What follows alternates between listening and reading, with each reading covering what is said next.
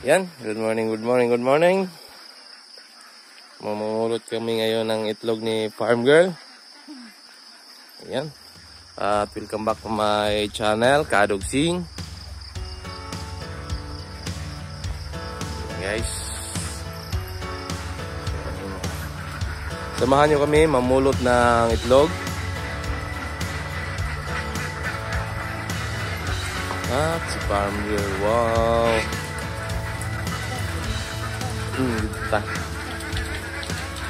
So, doon kami magsisimula, guys. Ayan.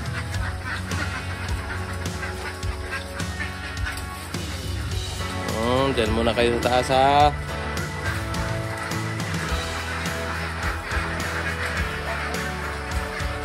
Guys. So, natin. Yan. Yan.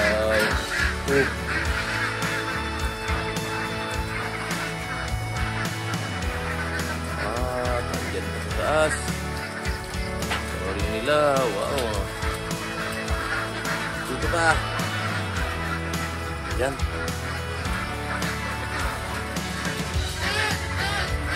So, pinaka-exciting na part sa duck farming ay ang mamulot ng itlog. Lalo na kasi simula pa lang, isangit ang kahoy sa dito. Lalo na kasi simula pa lang ng itlog. Ayan. So talagang kada umaga ay excited na mamulot ng itlog. Ayan, guys. So gagawa tayo ng pang sungkit doon sa taas. So dito lang tayo. At iwasan natin na laging medyo yung galaw natin ay medyo slow lang para hindi sila masyadong ma-stress. Ayan.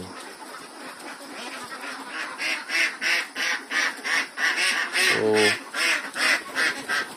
napakaganda kapag ganito yung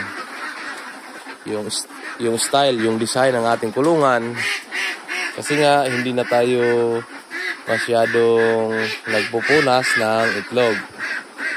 Kasi, dati ay talagang maraming ipot na dumidikit sa kanilang itlog. At kailangan nating punasan. Ayan. Karang kutob lang sa mabot. Pakuhit na tanaw niyang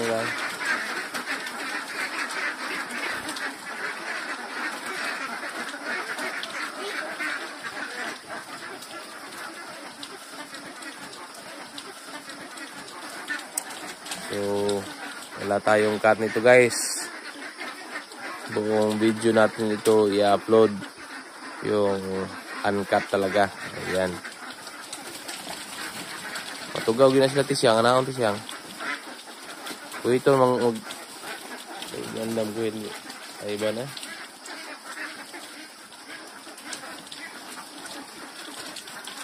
Relax lang kayo, mga batik-tik.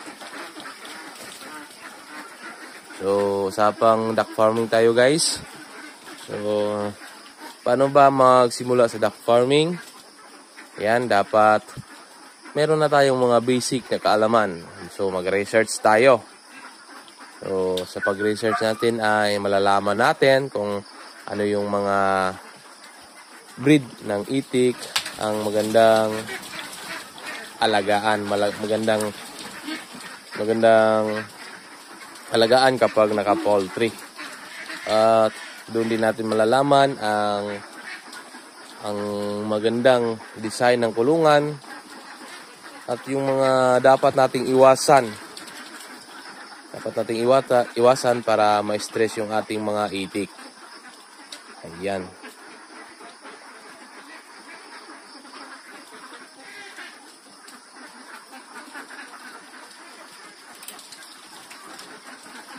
So, ano nga ba ang magandang lahi ng itik na malakas umiitlog? So, based sa research natin ay Khaki Campbell Indian Runner Duck. So, dito sa atin, sa Philippines, ay pinag-aaralan nila yung native ducks natin dito na makakuha ng pure line ng kulay brown at saka itim.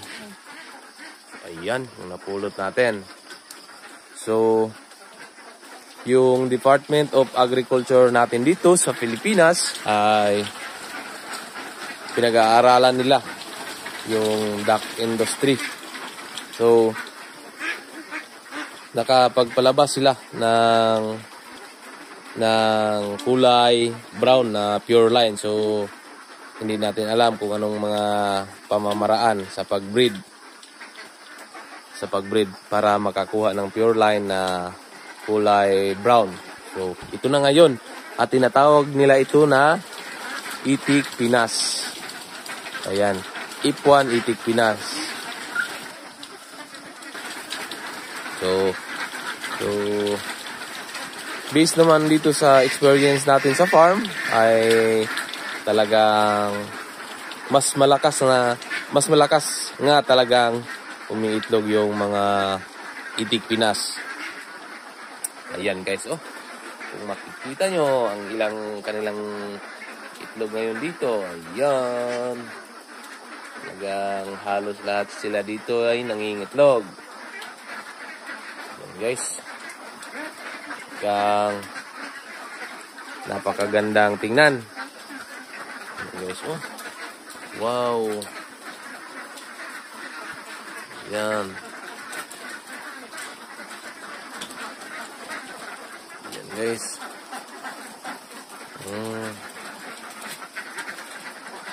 May pang thumbnail na to. Ayan. Oh. Ating... Oh. Ayan. Uy. Oh, biyo na yung nakalupad. Ito isa? Wala. Kaya kabot.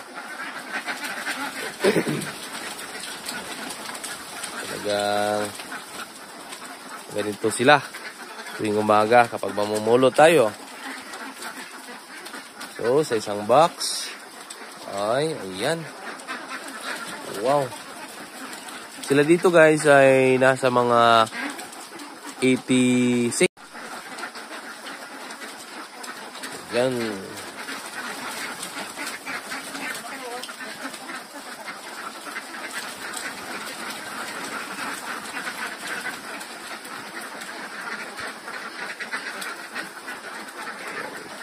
Na kayong mailap dyan, mga batiktik.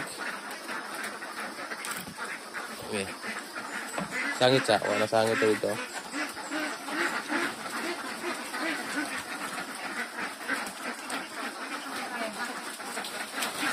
Thumbnail gini. Dia ka. Smile. Ito. Tingin ito eh. Ilan na? Ay, focus. Out.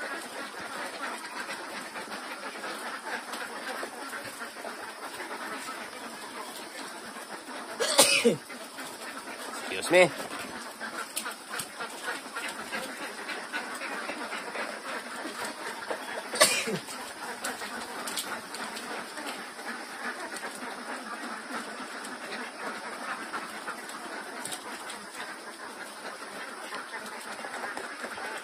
Kita ko sa ng naritig.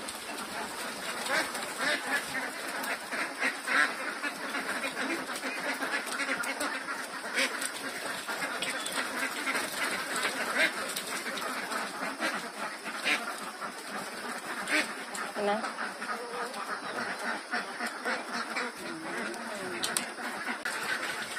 Ayan, nandito na tayo sa last na box. Talagang napakakailap guys. Ay nako.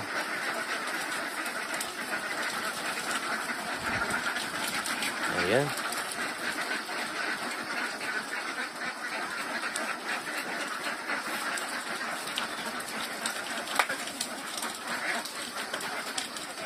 Sige lang na. Ayun, sagpa na.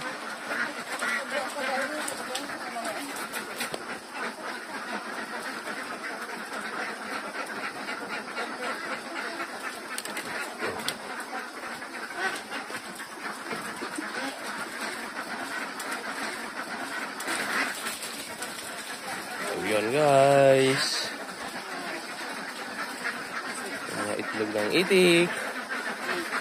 Dito lang tayo sa baba para hindi sila masyadong mabulabog. Ayan.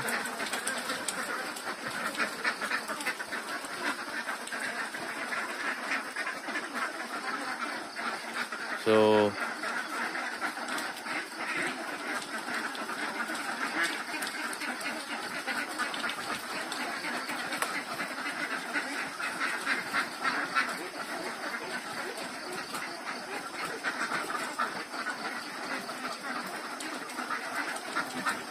mayroon ng muntik na kalabas guys. Ayun guys.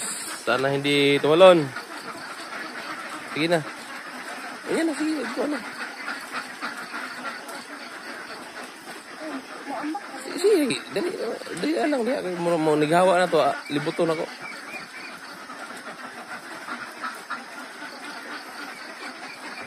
Ayan. Halos puno na yung ating basket.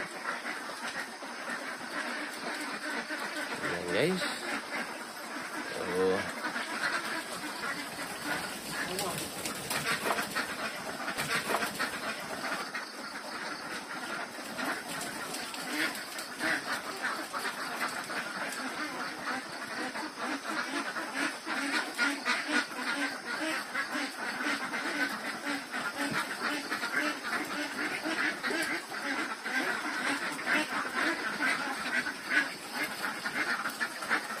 Wow.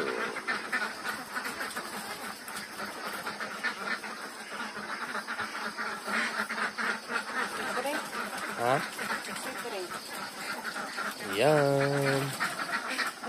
Tapos na tayong mamulot ng itlog.